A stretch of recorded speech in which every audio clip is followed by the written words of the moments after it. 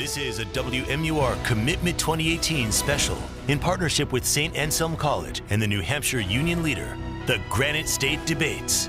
For 3 terms, Democrat Annie Kuster has represented New Hampshire's 2nd Congressional District in Washington. Now, she's going for a 4th, unprecedented for a Democrat. This is a pivotal moment in our history. Kuster is married, has 2 sons, and lives in Hopkinton. She graduated from Dartmouth College and has a law degree from Georgetown. Before being elected to Congress in 2012, she spent 25 years as an adoption attorney and was a public policy advocate. She touts her work in Congress on the opioid crisis and says she's focused on helping Granite State families and veterans. Opportunity for all, that's what I talk about. Her Republican challenger in 2018, Steve Negron, a first-term state rep from Nashua who is a retired Air Force officer. This whole campaign is about fighting for New Hampshire families and freedoms. That's what this is about, right? And restoring confidence. Negron, who is married with 2 sons and a daughter, graduated from Texas Christian University and also has an MBA from Western New England College. After the Air Force, he worked for a defense contractor, then at Lockheed Martin, before founding his own business. He's concerned about the national debt, securing borders, and honoring the country's veterans. We have to empower the individuals to make the right choices for themselves. It's a battle to represent a district that spans urban and rural, scenic and historic New Hampshire. Tonight, the candidates for the 2nd Congressional District. Good evening, and thank you for joining us for the Granite State Debates. I'm WMUR Political Director Adam Sexton, and we're live tonight at the New Hampshire Institute of Politics on the campus of beautiful St. Anselm College. This evening, we're going to be hearing from the candidates in New Hampshire's 2nd Congressional District. That district covers the western half of the state from the northern border through Concord and down to Keene and along the southern state line to include Nashua and Salem. We, of course, have a simple format tonight. The questions will come from myself and from the panelists. Candidates will have 1 minute to answer each question, and 30-second rebuttals will be allowed at the moderator's discretion. Let's meet our panel of distinguished journalists tonight. They include Josh Rogers from New Hampshire Public Radio, Gene Mackin from WMUR, and Kevin Landrigan from the New Hampshire Union Leader. And with that, let's get to the first question, which will be coming from WMUR's Gene Mackin. Thanks, Adam, and good evening to you. We will begin with Representative Kuster. Granite Staters have been watching the images of a caravan of thousands of migrants currently make its way across Mexico. Many of them started their journeys in Honduras, seeking a better life in the United States, hoping to escape poverty and violence. Do you think the U.S. should allow any of these people to enter to seek asylum or to be in the U.S. legally for any period of time? Well, Jean, let me first of all thank you for having us, and thanks for this debate. And I want to thank my opponent, Mr. Negron, for accepting our civility commitment. We've had a good campaign. Let me just take you back a few years, and that is to comprehensive immigration reform passed by the United States Senate 5.5 years ago.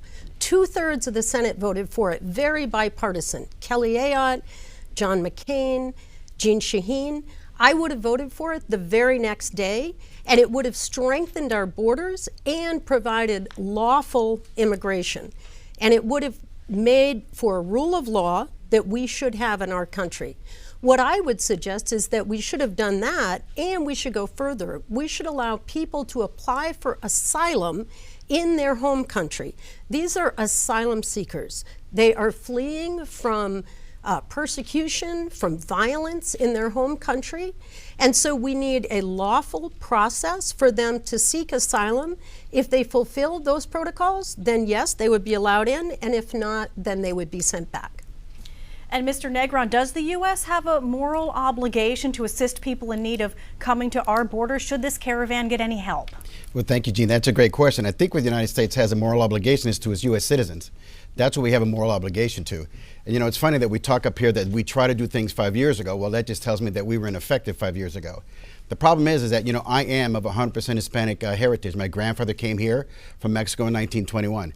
I was talking to somebody the other day. What's really funny to me is that this caravan of people who want to come to our country seeking the opportunities, which we still are, that beacon of hope, I would have expected an American flag in front of this caravan coming to this country. Instead, I still see the flag of the country they're fleeing.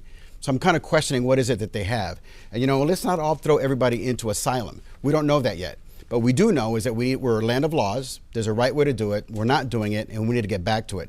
So let's process every one of those people through, and if they meet the criteria to come into this country, then we'll allow them in. But the president has a fundamental responsibility to protect the citizens of the United States, and I think that's what he's doing. Mr. Negron, do you think that the U.S. should spend money to support the economies or the governments of Latin American countries so that the crime or poverty there doesn't translate into more people trying to enter the U.S.? Well, I don't think there's a direct correlation, Gene, of money into stopping crime and people coming in. The State Department does a lot of work with other countries all the way around the world. So it all depends on what the money's being used for. It could be for education, it could be for some of their infrastructure. So I don't know necessarily, but it isn't to buy or bribe people to either come in or stay. It's about having an opportunity to help some of the other countries around the world. We've done that our entire life since we've started as a nation, and I think we need to continue to do that. But, it would be a function of what it is that the money's being used for. And the president has said, if we continue this caravan, in good faith, we've given you money. Please don't send us these people unless they're properly vetted. And I think the United States still, again, has a responsibility to protect not only its citizens, but its fiscal responsibility.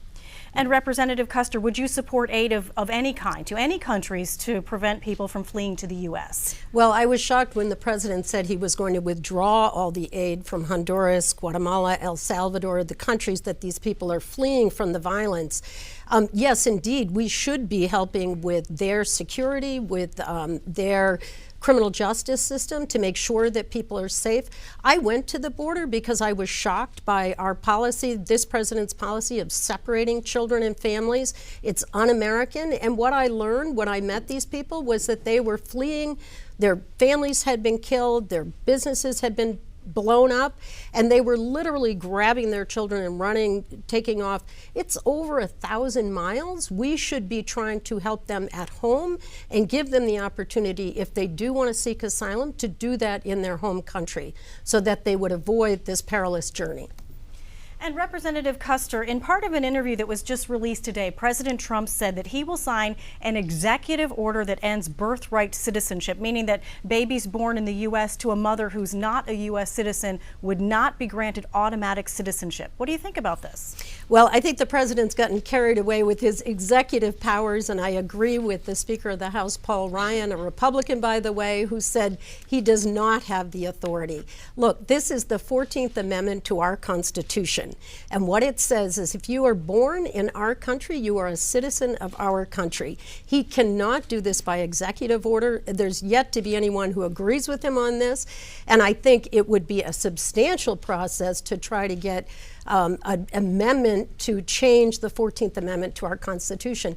Look, it's the wrong direction, and Mr. Negron's family has a very compassionate story about immigration, and immigration strengthens our community with people who serve in our military, who start businesses in our country. My own family didn't come by caravan, they came in a very crowded ship. And two of my family on both sides, both grandparents, died en route. And I think we need to look at what immigration does for businesses in this state. People need the labor, and these people will create new jobs, create new businesses, and we will all benefit. And Mr. Negron, would you support the president's effort to end birthright citizenship? Well, I will certainly do one thing, and that would be listening to what the president's intent is. This is just another example of resisting anything that's coming out of the White House. It's the game plan over and over again. It's about resisting and obstructing and eventually trying to impeach our president. Look, if there's an idea that's coming out of the White House, I think we have to be able to sit down at the table and figure out what the intent and what the president wants to do. I think he clearly knows that he can't change the Constitution on his own, and to infer that with an executive order, that's what he's trying to do. But once again, if there's an issue, we need to sit down with the president and figure out what it is, and we need to do that in a collective manner. Our next question comes from Josh Rogers. We'll stick with matters constitutional and specifically the Supreme Court. Congressman Kuster, plenty of people believe the Supreme Court has become too political. Do you share that view? And if you do, what could be done about it? Well, I particularly share that view recently because the Senate has just put a essentially political operative onto the Supreme Court in Mr. Kavanaugh. I don't think he showed the temperament or the demeanor to serve on the Supreme Court. This is a lifetime position, and there's no elected position that's a lifetime position. To me, we need to impose the highest moral standard imaginable for people serving on our courts at all levels, but particularly the Supreme Court.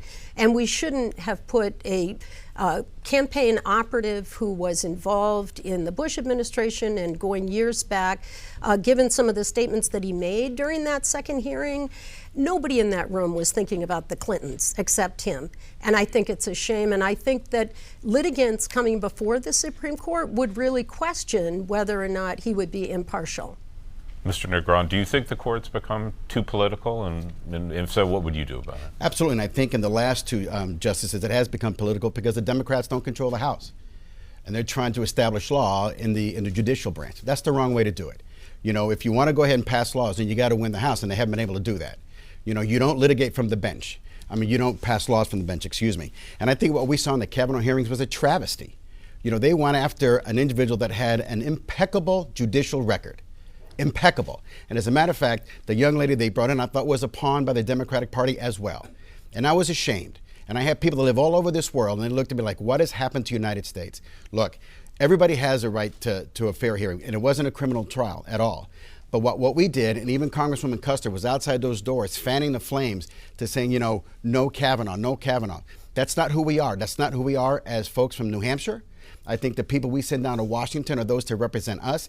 And I can tell you, over the 27,000 doors I knocked on in the primary and the general, nobody, not one person ever said that that's the way we should treat not only a Supreme Court justice, but any human being that's a U.S. citizen. Congresswoman Custer, you were invoked. You have 30 seconds. Well, I would simply say that I think Dr. Christine Blasey Ford was very compelling in her testimony. And look, none of us were there. We don't know what happened 36 years ago, but it goes to the question of demeanor and temperament, the way Judge Kavanaugh handled himself in that second hearing. I just don't think that he handled himself in a way that I, as an attorney, bringing a litigant before the court, would feel comfortable in his attitude toward women, in his attitude toward survivors of sexual assault. And 30 seconds. Thank you. I'm good. Thank you. Quick follow-up here. Would either of you support expanding the number of justices on the Supreme Court to something higher than 9, since there is no constitutionally mandated number, Representative Negron? No, I think 9 is a good number. You know, you have to have an odd number, right? So it could be 5, 7, 9, 11. I think 9 has shown that it has worked very well in our history of up until the time we got up to 9. So I wouldn't support adding another justice, or you'd have to add 2. You can't have a deadlock. So I believe that 9 right now is the right number to be with. Congresswoman Custer? 9 is fine. Okay. Question number 3 comes from Kevin Landrigan. Thanks, Adam. Good evening to you both. This is for Mr. Negron.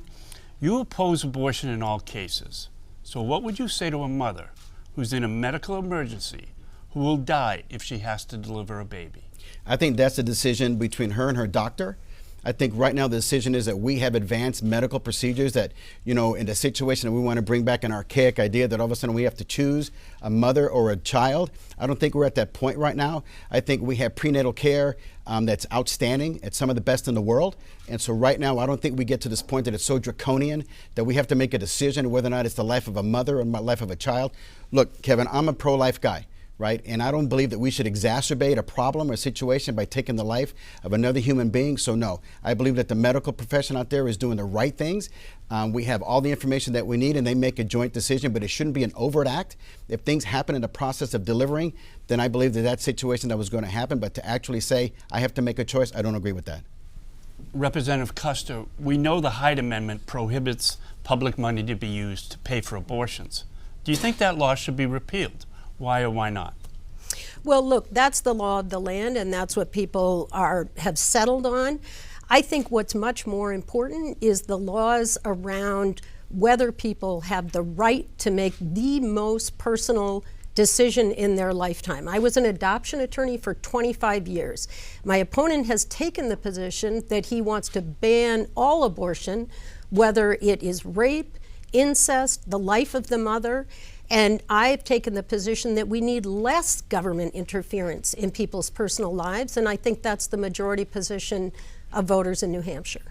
Mr. Negron, you were invoked there. You can have 30 absolutely. seconds. You know, when a situation arises where somebody has become pregnant through rape or incest, the last thing we want to do is add on top of the angst of that individual.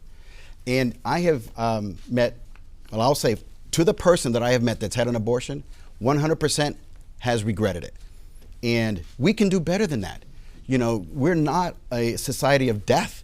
We're a society of life. And if that situation occurs, we shouldn't be adding to the situation where that young lady is going to have to go through. And Congresswoman Custer, to the Hyde Amendment, would you support its repeal? I said no, but I want to, this is very important to me. For the government to force a woman to carry a pregnancy to term, I presume Mr. DeGrom means to put a woman in jail for 9 months and so that she carries a child to term. I think that is government interference in people's personal lives, and I am opposed to that. I don't think I ever said jail. I never said anything about putting anybody in jail. I'll tell you what I do oppose. I do oppose federal dollars going to a private organization to killing babies. That's what I do oppose. But we do it all the way right now in funding Planned Parenthood with your tax dollars. That's what the Hyde Amendment is. So I think we all know, Congresswoman Castro, that you know and I know that's what happens. The question is the Hyde Amendment prohibits even if it's funding. prohibited, you know they do it. They do not. They do not. Well, then I will introduce you to people that work at Planned Parenthood that actually conduct abortions. We're going to stay on this topic. And they don't do it with federal funding. Oh, yes, Congresswoman Custer, Yes. Ohio and a few other states have passed laws, some of which are being challenged in the court, that ban abortions after testing that shows the fetus likely has Down syndrome. Those in support say it prevents selectively aborting unborn children based on health issues. Are there any circumstances where an abortion should not be legal? Again, I just believe in less government interference in people's personal lives. I don't think it's a decision for the government. I think it is one of the most personal decisions. I represented over 300 women with unplanned pregnancies. It's not the government's choice whether they would carry a baby to term, whether they would terminate a pregnancy, whether they would place a baby for adoption. I've walked the walk on this. I feel very comfortable in my position, and most voters in New Hampshire agree. You know, Mr. Negron, let's pivot to that. I mean, you're a 10th Amendment guy. You've repeatedly said you're in favor of leaving many decisions up to the states. Then why should the federal government be involved in deciding if a woman can have an abortion? Well, I think it's taken a life, and the federal government is involved in taking lives in other cases. And I just want to go back to Congresswoman Custer. You know, in trying to be smart up here in a debate, I went and looked at Planned Parenthood's financial report for the year. Federal dollars went in there, and you look at what they do abortions. So I just wanted to make that point. Dollars are kept separate. Thank you. This is very carefully accounted for, and I think you're mistaken. Okay, moving to the next question coming from Jean Mackin. All right, and we will begin with you, Representative Custer. You've said that you respect the Second Amendment and the traditions that Granite Staters have when it comes to hunting and to defending themselves. But the Second Amendment was drafted to give citizens the ability to defend against a tyrannical government. Is this an out-of-date concept? No, I don't think so at all. And I certainly talk with responsible gun owners all the time throughout New Hampshire, people who enjoy hunting, who enjoy shooting as a sport, and obviously people who want to protect their families and their home. What I think we can do better is we can close the loopholes for background checks, and my opponent does not want to close the loopholes. For example, I would suggest a no-fly, no-buy. If you are a terrorist and we don't allow you to fly on our airplanes, then you shouldn't be able to walk in and pick up a gun. The Republicans like to talk a lot about MS-13 and the threat that they pose. Right now, given the position of my opponent, MS-13 could just walk in and buy whatever gun they want, and that I would be opposed to. Mr. Negron, you have 30 seconds. Oh, that's not true. I mean, you know, we have laws about who can and can't buy guns, and if you're a known felon, you can't buy a gun. That's not true. And about MS-13, if they've been indicted and they're in this country and they want to walk into a gun store, that's not true either. No, I'm talking about a private sale. It's an issue. You know, this is not a gun right. This is a constitutional right, and that's different. Right? And my opponent wants to take away that right under the guise of being a little bit more gun responsible. You know what's really funny? 99% of us responsible gun owners, something happens and they throw it at our feet. And that's wrong. What we have here is a mental health issue. It isn't about guns, but they want to take this as an opportunity to chisel away at the very mortar that gives us this Bill of Rights. And it's not just the Second Amendment, it's the first. We see it on college campuses where freedom of speech is being halted. There's an attack on the Bill of Rights, and pick whatever Bill of Rights you want. I'm going to stand in front of it because it's a bedrock document for us, And our Constitution was founded on that, and I will not let anybody take any of that away from us. We're going to stay with this topic. Question coming from Gene Mackin. So, Mr. Negron, why is the country allowing companies to sell semi-automatic weapons like M16s to a civilian population? Well, Gene, I would like to correct. I don't think we sell M16s. You're talking about an AR-15, which is a .22 rifle. You know, there are controls of what we can do for military-grade weapons. Just because it looks like one, you know, I can get a paintball gun that looks like one, and it's not a military-grade weapon. We try to make that analogy because that's what scares people, because we think we're selling combat arms to civilians, and that is not the case. The reason why it looks like that, you know what, some people may have an affinity to having a weapon that looks like that, but we don't sell military-grade weapons to civilians. People try to rattle the sabers and say that we do. That's not the case. And so we don't sell M16s. You know, we sell paintball guns, air guns, you know, but we do things that look like that. And just because it looks scary doesn't necessarily mean that that's exactly what it is.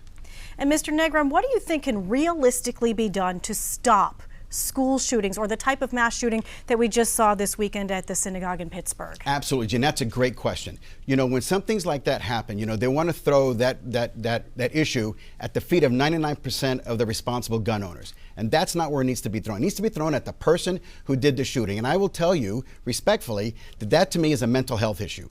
Right? It isn't the weapon that they used. They could have used any other artifact. They could have went in there with a rolling pin.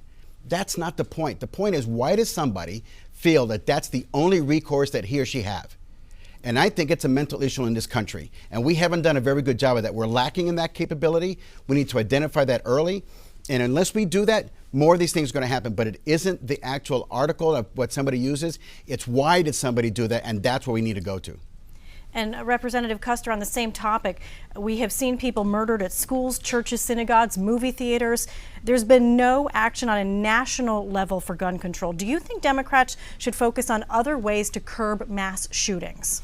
Well, I think it's a combination of factors. I definitely agree that there are mental health component to this, and we need more robust mental health treatment. But let me go back to that background check, because my opponent has said he is opposed to closing the background check loophole for private sales, gun show sales. And my point about this, if you care about mental health, then you'll care about a red flag law or the background checks that you would identify, so that if a family member felt that this person was dangerous, in most of these shootings you'll find that there is a background, there's online, there are comments that are made in social media, comments that are made in certain groups of people. After the fact, we learned that this person hated Jewish people and wanted to slaughter them. And that's something that we need. They go hand in hand. It's about the background checks and it's about mental health treatment. I don't think the answer is to have guns in every church and synagogue and theater and school and hospital across this country. That's time. Mr. Negron, you can have 15 seconds on background checks. You know, we know what the situation is. I mean, Congresswoman Kuster just agreed with me that there is a mental health issue, but you know, it isn't necessarily about the instrument. I've said that before. And these red flag laws, all it takes is an insinuation. All of a sudden, you're going to come in and take my right. You know, we have to do better than that. And we are a land of laws, and that's just breaking all the laws that we have. Next question comes from Josh Rogers. We're going to go very basic on this question. Representative Kuster, you've been in office for 3 terms. Why should voters give you a 4th? Well, I think it's the work that I've done bringing people together, particularly on the opioid epidemic. I created and now I chair the bipartisan opioid task force. We've got 105 members of Congress, half Republican, half Democrat, working together. We passed 54 bills in June, and the president signed it into law last week. Education, prevention, increasing access to treatment, long-term recovery, and helping law enforcement. I've worked in a bipartisan way for veterans and fought to have better health care, making sure that our veterans have access to community care here in New Hampshire through the VA Mission Act that was signed by the president. And I've worked on a number of issues that have brought federal funding here to New Hampshire for infrastructure, to finish I-93. I want to get the rail to Nashua, that's a big issue, and to help increase wages, create a more robust economy, and the federal government plays an important role in that. All right, Mr. Negron, we've heard from the Congresswoman, you know, sort of the power of incumbency in short. You know, poll done here at St. Anselm College found 75% of voters don't know who you are. You've got a week till Election Day. What's the most important thing you'd like them to know? Well, you know, when I walked through the 2nd Congressional District over the primary and the general and knocked on, like I said, 27,000 doors, what I'm hearing is that, you know, as much as my opponent believes she's done some work, this opioid issue has gotten worse over her tenure. And of those 105 members that's at the, you know, Washington part of this team, I'd ask her how many people have actually come to New Hampshire and actually sat there. That's what I've done. I've actually sat with these people and looked them in the eyes, the people that are doing recovery, the police chiefs, the fire chiefs, first responders, and what they're telling us, it's broken. It's not working. And so that's what I need. And I know that's when I tell people, I'm the kind of guy that's going to get down to the person on the boot. Those are the people that are out there in the trenches fighting this. You know, and on the veterans issue, I was talking to a young man, 84 years old. He's having an issue getting his bill paid, right, through the Choice program. And he's getting all the notices. And he's called Congressman Custer's office and he's getting no help. Look, as a veteran and a guy who has 109 years of military service in his family, I know what it is to be a veteran. I know what the hill is and I know what the struggle is. So the people that I've talked to know that I would be a big proponent for them in whatever undertaking I take. Congresswoman Custer, you have 30 seconds for a rebuttal. Well, I have been around in every corner of this district, bringing people together, hospitals, police, fire, and we brought those people down to Washington because we've got bold ideas and innovative solutions on the opioid epidemic that can make a difference all across this country. And so we brought the Veterans Committee here. We had an oversight hearing with my Republican colleagues coming to New Hampshire, and I'm proud of what we've done to bring care. I was one of 2 Democrats on that VA Mission Act, and that's going to mean that New Hampshire veterans can get care anywhere in the community, and those bills will be paid. So I'm happy to take his name and fix this problem. That's time. Okay, next question coming from Kevin Landrigan. Thank you. Mr. Negron, it's been a year since Hurricane Maria devastated Puerto Rico. Less than half of FEMA assistance grants have reached the island. And in some areas, recovery has been very, very slow. But President Trump has accused Puerto Rican leaders of using the, quote, massive and ridiculously high, unquote, disaster funds to pay off other obligations. Do the president's accusations make you less likely to approve additional aid to Puerto Rico? No, but we do have a situation in my island that the funds weren't used appropriately, right? Let's call a spade a spade. Puerto Rico was in dire financial straits before Maria hit. And so, you know, we got some help, immediate help, and you know, we saw those things about trucks that were sitting on the, you know, on the pier waiting to be moved, and that was a situation where there was a trucker strike that people didn't hear about because there was an issue between the mayor of San Juan and the truckers. So I believe if there's an entity, and it doesn't have to be my island of Puerto Rico, if there's need for there, that's what we have to do. You know, you need to go down there and figure out. The Army Corps of Engineers sent down 3 generators to help us restore power, and they were going to pull them back in the middle of the hurricane season. So, you know, we can't do those things. We need to be smart about what we're doing. So if there's a need, and it doesn't matter if it's Puerto Rico or not, or any other state, if there's an opportunity for us to provide help, that's what we should do. Representative Custer, did the president have a point with regard to dysfunction in Puerto Rico, and what would be your posture about additional aid to the island? Well, there was a lot of debt in Puerto Rico before the hurricane hit, and I think we needed to restructure that debt. Frankly, it was Wall Street companies that made off like bandits at the expense of Puerto Rico and Puerto Rico citizens. But look, these are American citizens, and we need to take care of them. I thought the response was very slow compared to how we responded to Texas and other Florida and other countries. And look, this is part of our changing climate. And I think that we need to get ahead of this. We need to make sure that we embrace lose fossil fuels and embrace a bipartisan approach to renewable energy, because these storms are going to get worse and worse as our oceans heat up. And I think we need to get ahead of it. So we can't just single out one situation. They're going to come rapidly. They're going to be more and more expensive, the forest fires in the west and the hurricanes in the east. And I think we need to help those people in Puerto Rico, but we also need to take steps. Thank you. Next question coming from Josh Rogers. We'll stick with the environment. Mr. Negron, you said in a recent debate that smart people need to look at climate change. A recent report from the UN included all sorts of experts. Their conclusion is that the world is in a dire situation. So If those aren't the smart people you mean, who are the ones you want to hear from? Well, you can read that report. Let's understand where we got to this point, right? So there was a Kyoto Protocol that happened in '92 that brought everybody together about talking about carbon emissions. And then this one in France was, instead of making an amendment to the Kyoto Protocol, they put out the Paris Accords. What we saw in 2017, which is the results of the latest data, is that we, the United States, have reduced our carbon footprint by 0.05%. Without having mandates against us, without a carbon tax. If you want to look at what's going on with some of these issues, you have to look at the person in a country like China that's giving 24% of the carbon issues that's out there. India's third. So, when the president backed out of the Paris a deal, which had no enforcement mechanism at all, he's doing the right thing. This country is doing the right things on its own. We need to make sure that the world is out there making sure of it, but to look at the United States and point their fingers at us and everybody saber rattling that we in the United States have to be doing something on our own without having any mandate, I think is the right way to go, and I think we're pushing the ball forward. All right, Congressman Kuster, Mr. Negron supports President Trump on this. President Obama called climate change the greatest threat to future generations. Where does it rank among your top concerns, and would you support a carbon tax to deal with it? I'm not alone in this. It's my constituents who come forward and talk about how the change in our climate is impacting their lives. Right here in New Hampshire, it's impacting tourism with the ski areas and the moose being covered with ticks, and we're losing our iconic moose population.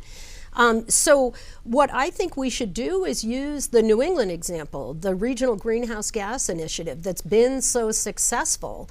And my opponent has said he doesn't think it's urgent. I think it's very urgent. And there's no reason for this president to go back and be investing our tax dollars in fossil fuels, in coal, in oil, rather than the clean energy economy. I'm part of a bipartisan group that is looking at how we can invest in clean energy, use our tax credits to incentivize those sources, and we create new jobs, we build the economy, and save the planet. It's a win-win-win.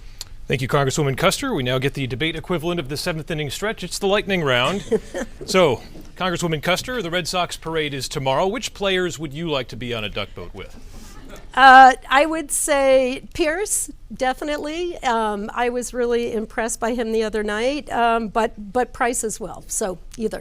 Okay. Or both. Representative Negron, how about you? I'd like to be with the manager, Cora. He's from Puerto Rico, and I did a hell of a job. Hell of a job. That we can agree on. Yeah, there we go. All right. Okay, Representative Negron, if you could eliminate one season in New Hampshire, what would it be? Oh, don't say winter. None. I love the 4 seasons here. That's one of the reasons I decided to adopt New Hampshire as my home. So, no, I wouldn't eliminate any season. We agree again. Totally bipartisan debate. All right, correct answer was black fly season. Oh, yeah, so, mud season. There you go. Congresswoman Kuster, do you think your opponent has run a fair, honest, and positive campaign? Yes. Thank you. And Representative Negron? Absolutely. Okay, Representative Negron, if you could pick one North Country attraction to send friends and tourists to, what would it be? Wow. The Balsams. Okay. Congresswoman Kuster? It's got to be Wildcat. Okay. Staying with you, Congresswoman Kuster, who do you think has done the best job among the cabinet secretaries in the Trump administration? I guess I'd say the Secretary of State, but Rex Tillerson, but he's no longer there. So I read that Fear book, and I think a lot of them had a lot of concerns about the way things were being handled. And how about you, Representative Negron? Who's done the best job among cabinet secretaries? Absolutely. Secretary Mad Dog Mattis. Okay. Secretary of Defense. And staying with you, Representative Negron, who do you believe among the cabinet secretaries has done the worst job? Well, they're no longer there, so I think Tillerson is gone. Okay, Congresswoman Kuster? I think that's a tough choice, but I think Betsy DeVos has really set back public education that is the cornerstone to our society and our democracy, and it's going to take a long time to recover from her actions. Okay, back to the heavy lifting, and we go to Jean Mackin. All right, thanks, Adam. And Representative Kuster, you spoke about it earlier, that you've been working on the opioid crisis, securing money for the state, creating a bipartisan group to address the epidemic. However, people are still dying, and this problem continues to tax the emergency and the medical infrastructure. Is it time for a new approach? Well, yes, and that approach is what just passed. So finally, we're going to get the funding that we need from the federal government, $30 million. We worked hard as a delegation to get a special formula that would take into account the high rate of death here in New Hampshire. But the other piece that we need to look at is going after the pharmaceutical companies that were pushing the opioids in the first place, in particular Purdue Pharma. And I'm pleased that the Attorney General in New Hampshire, Gordon MacDonald, has joined this lawsuit that's now a federal lawsuit in Ohio with dozens of states from all across the country. And the court there is looking at a tobacco-style settlement that will put real serious money behind this. We've fallen way behind in New Hampshire in terms of beds for treatment and outpatient programs, and that's the direction we need to go, but it is going to take a while to catch up.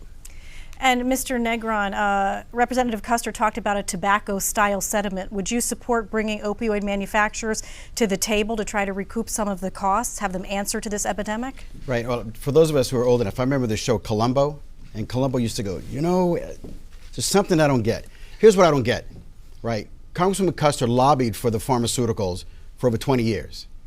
And I believe that that was part of the problem that we see now. And we need to hold the pharmaceuticals accountable, right? And when I was going around just recently, as in 3 weeks, talking to the people at the round tables, talking to chiefs of police, talking to fire chiefs in Hanover, in Salem, and they're telling us, you know what, this $30 million that came in, they did not have a seat at the table. They did not have an opportunity to find out where that money was going for. That's fundamentally broken. I applaud the fact that we're getting federal money in, but you know what? You have to get to the people that are needed the most. And I believe that that's disjointed. And in talking to them, there is no a way to share information. So the process that the opioid is right now is broken. I believe we have to hold the farmers accountable. And if it's the tobacco issue, I believe that's fine too. But you know what? When I'm talking to the people as recently as 2 weeks ago, they feel that the approach for the opioids in this state is broken. Congresswoman Kuster, you have 30 seconds to respond. Well, you'd have to talk to Governor Sununu because the money will be distributed through him and Jeff Myers at Health and Human Services. And I'm glad that Mr. Negron has started talking to people about this, but I've been talking to people for 5.5 years about this, going around bringing local community organizations together because it takes coordination. We need to build new facilities. That's what we've done. I brought federal funding for a brand new facility up in Bethlehem to make access to treatment in the North Country, to Franklin, access to treatment in the middle part of the state. And I'm happy that you had your first roundtables, but this takes a lot more work than that. Okay, we're going to move on to our next topic here, veterans issues, obviously very important. And in advance of this debate, we went to the Manchester VA and asked veterans there what the most important issues were to them. Don Mitchell, a U.S. Coast Guard veteran, spoke about the need to get a true accounting of how many veterans would be willing to donate organs and the importance of educating vets about the issue. Here's what he had to say. The Organ Bank, what they're trying to do is to get a survey from all the New England states to see what veterans would be willing to register to be organ donors. And it's gone in front of the Veterans Affairs people. So how do we get that survey so that we can really see what the real numbers are? Mr. Negron, how do you respond? Well, absolutely. If there's an opportunity for the veterans to understand, you know, we're a very small and tight-knit community. And I'm a veteran. I'm the father of a veteran. I'm a spouse of a veteran. I'm the son of a veteran. Nobody knows his veteran issues the way I do. And if there's an opportunity for us to get to veterans so they can understand and they can help one another, like the very same day we went into basic training, we were taught, you know, you're with your brother, your sister. That's what we're taught. And if there's an opportunity for them to be identified, to be able to help with organ donation, I think that's what they should be able to do. Congresswoman Kuster. I think it's a great idea, and I'd be pleased to be a part of it. I serve on the Veterans Affairs Committee, and when we take back the House in January, I'll be the chair of the Oversight Committee if I'm reelected, and I'd love to sit down with these folks and talk about the organ donation. We have a new administration. I think Al Montoya is doing a really terrific job at the Manchester VA, and I'm excited about the changes that are coming, particularly in an ambulatory surgical center and a brand new women's clinic. So I think we've got some good changes on the way. Next question comes from Kevin Landrigan. Thank you, Adam. Representative Kuster, the U.S. Postal Service. The Trump administration wants to privatize it. They cite operating losses and debts. What do you think of the idea of privatizing the Postal Service? And do you think Congress should have oversight of the agency since the Postal Service does not take taxpayer money? Well, here's what happened with the Postal Service. They were forced to carry on their books the pre-funding of their entire pension. Nobody does that. No company does that. No other agency does that. And so it looks as though they're losing money year after year after year because they've had to pre-fund that entire pension. I think what we ought to do is give them the opportunity to compete with UPS, with FedEx, give them 7 days a week, give them the opportunity for packages. Packages are skyrocketing right now on this internet economy. The people that are doing the best in the world are the people making the cardboard, because packages are just taking off. People are buying everything online, and we ought to let the U.S. Postal Service compete, and that's how we could control their costs and make them successful. Mr. Negron, some fear that privatization could mean a reduction or stoppage of rural routes, like many in the 2nd Congressional District exist, you know, in the north. Yes, sir. And in the southwestern part of the state. Do you still think privatization would be a good idea in this case? Well, if you look at privatization, you have to look at from a holistic perspective and who's affected and who's not affected. If you don't do that, then to me, then privatization is off the table. You know, we see what UPS does. For me, people don't realize that we send very, very sensitive information through the United States Postal Service. A lot of people don't realize that we use that as an entity. So, you know, if we're going to privatize it, we have to make sure that all the people, constituents of New Hampshire, even the furthest out there on those rural routes, are taken care of. And that would be my deal at the table, talking to them and make sure that we get all the people that need to be covered. Next question comes from Gene Mackin. All right, thanks, Adam. Mr. Negron, according to the latest numbers available from the U.S. Census, the median household income in Coos County was $45,154. Compare that to Rockingham County, where it was at $82,398. What should the role of the federal government be to get employers to locate to the North Country to bring higher wages, and what type of jobs do you envision? Sure. Well, first of all, the role of the federal government is to work with the governor. Right? It's not the federal government coming in mandating to the state what it is they can and can't do. And driving up to the North Country, you know, it's very simple things. You know, there's towns up there, and I was told that, you know, we had gotten some federal money to put in a 911 system up there. 3 $5 million grants, and all they got was a study, right? What is that? You know, $3 million, $50 million, I could put up some cell towers. So, you know, you have to have the ability to bring people can go out there and telecommute. But I have to have some sort of infrastructure. And I would work very closely with Governor Sununu to make sure what is it that they need and actually have the people come in. You know, you can't just throw money at a problem. You have to understand what the problem is. And, you know, for veterans as well up there, you know, a lot of times they make appointments online, but if there's no internet connectivity up there, what am I asking them to do? So you have to look at what the impact is up there in the North Country, and I would work with the governor and his cabinet to make sure that we do whatever we can from a federal perspective. And Representative Kuster, what would you do to boost jobs? What should be done to boost jobs in the North Country? Well, what we've already done is to bring that federal funding for the infrastructure. My opponent has said that he doesn't see a federal role in infrastructure, and I totally disagree on that. I think the highway funding that I've been able to get for bridges and for miles of roads up there, the telecommunications, we were able to get those 4 towers for Coos County, and they've got much better broadband communication, and that was federal funding. I do a lot through the U.S. Department of Agriculture Rural Development Program and the Northern Borders Regional Commission. We're going to have twice the funding on Northern Borders Regional Commission because I've worked with Senator Shaheen to get that, $20 million. But those grants are great for investing in those communities up there, job creation, working on job training with our community colleges. We were able to, as I said, bring that treatment facility up there, but also veteran housing. We just did a ribbon cutting at Plymouth on veteran housing for the North Country. So all of these things are improving the quality of life and improving the job opportunities for people in the North Country. Representative Negron, you were invoked on transportation funding there. Yeah, absolutely. You know, when I talk to people up there, you know, they say, "Where's my congresswoman? Where is she? She's not up here." You know, they go down to her office, she's not there. All I know is, when I talk to the people, is that the dire need for stuff up there. I just had a Veterans Roundtable up there, and they said, you know, I have to go 6 miles down the road to make a call. That's unacceptable.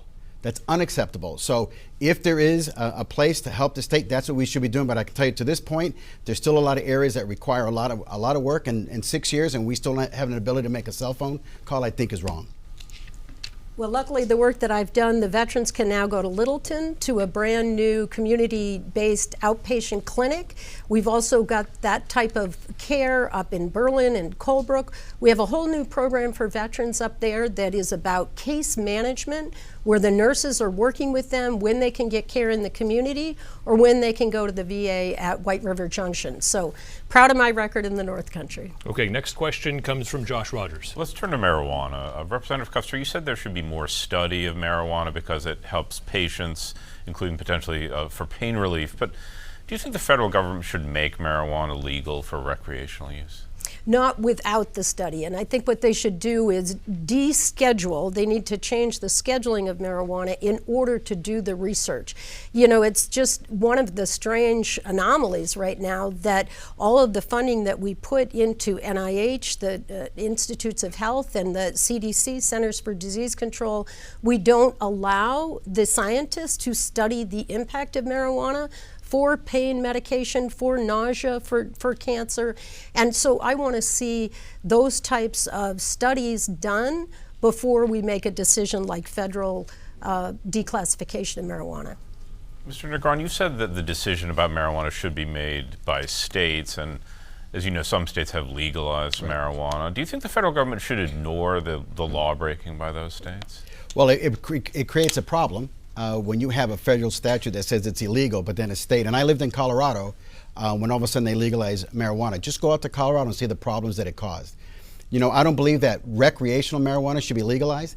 I absolutely believe that when it comes to pain management, and I have a very good friend who's the charge nurse at Mass General in the burn unit, and they're seeing great advances because they are studying it, about looking not at the THC, I think it's called the LHC for pain management. It's not addictive, but it's managing the pain a lot better than some of the opioids. And so I believe that letting the federal government decriminalize for recreational use, and I think that's important.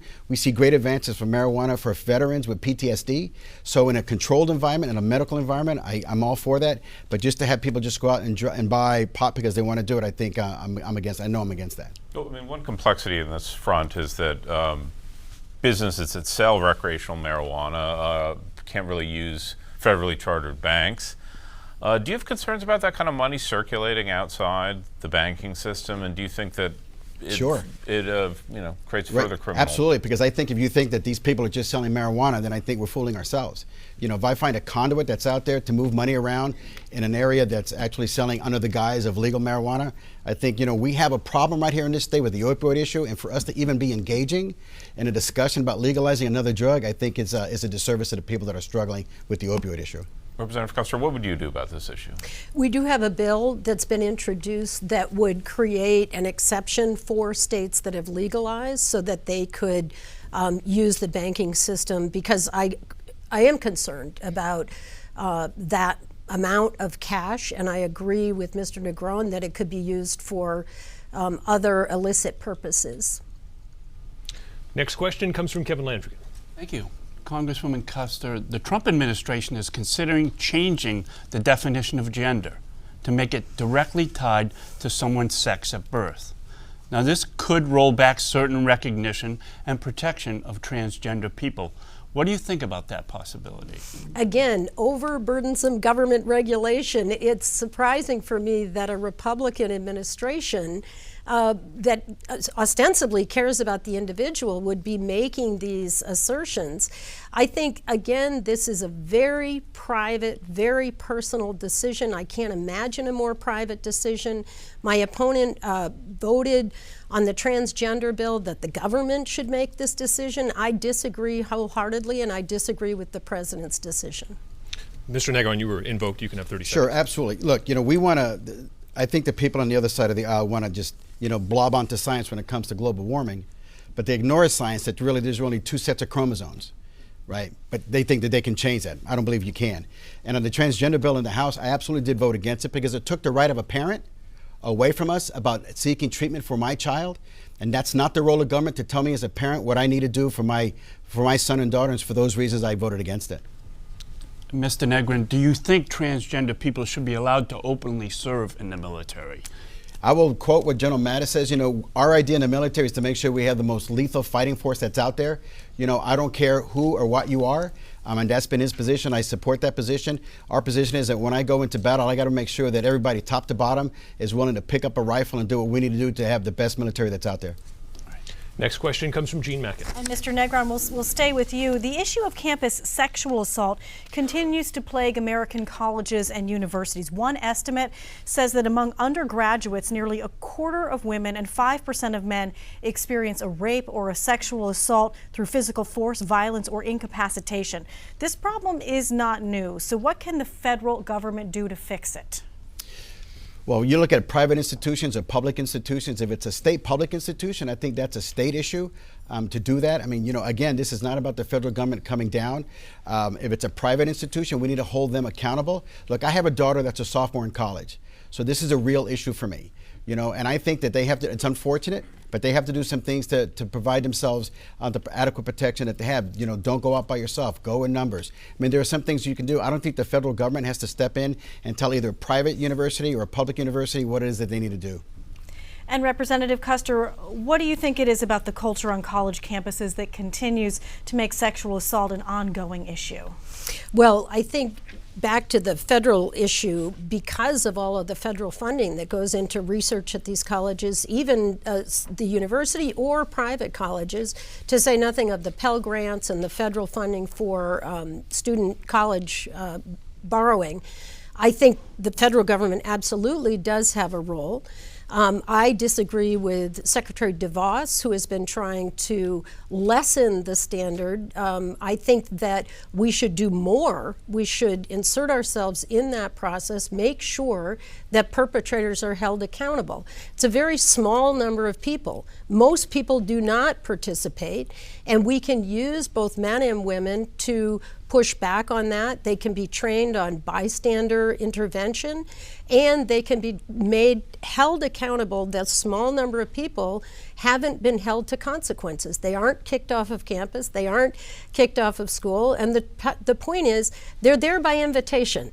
They're there because they've been chosen to get this education, and they should be held accountable, and that will change the environment. Next question comes from Kevin Landrigan.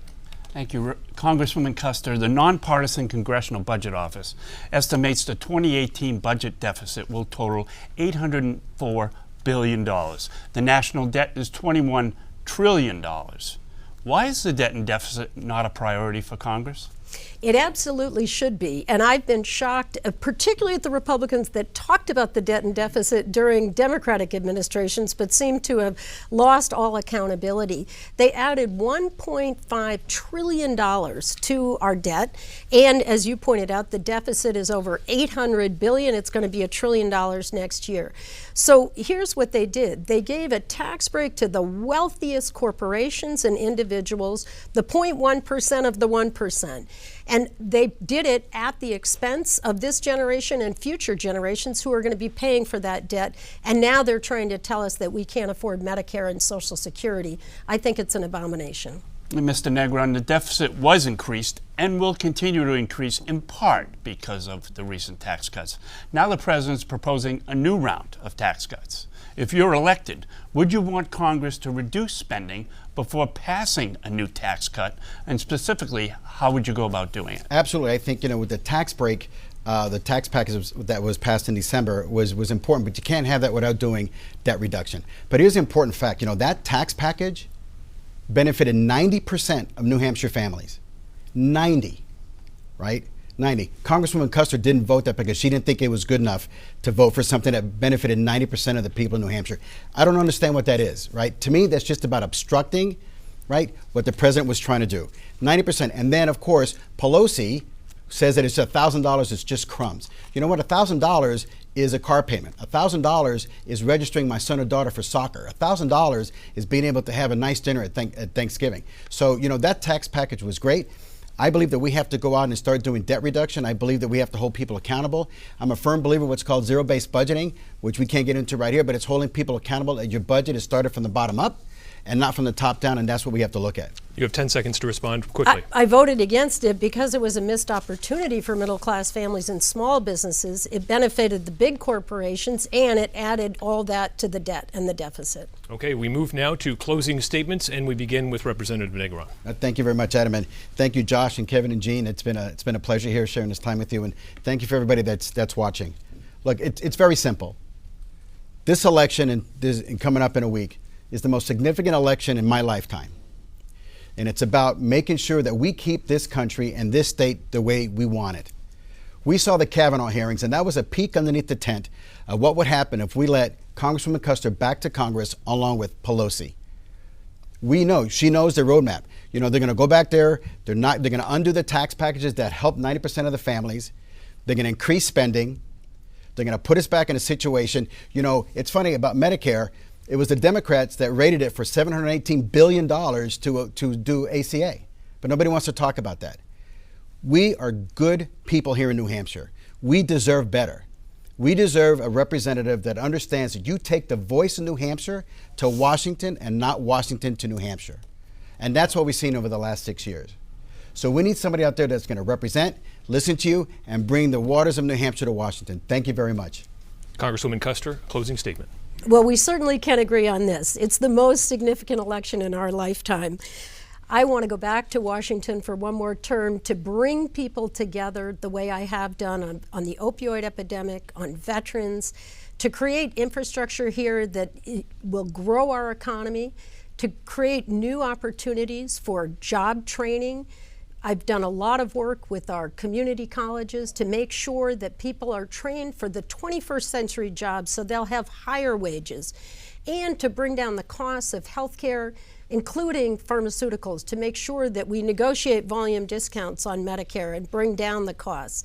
But I am going to fight every single day for Medicare, for Social Security, for veterans, for hardworking New Hampshire families. I believe in government, but I believe in less government interference in our personal lives. There's a big distinction between us. Thank you.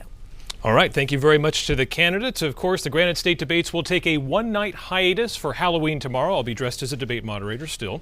But when we be back on Thursday, we'll have the candidates for governor. Of course, you'll find this entire debate on WMUR.com and on our mobile app, as well as more on the candidates' backgrounds and histories on several different issues. Again, thank you to the candidates. Thank you to our distinguished panel. Thank you to this lovely audience and all of you watching at home. For now, we are live on the campus of St. Anselm College at the New Hampshire Institute of Politics. Thank you and have a good night.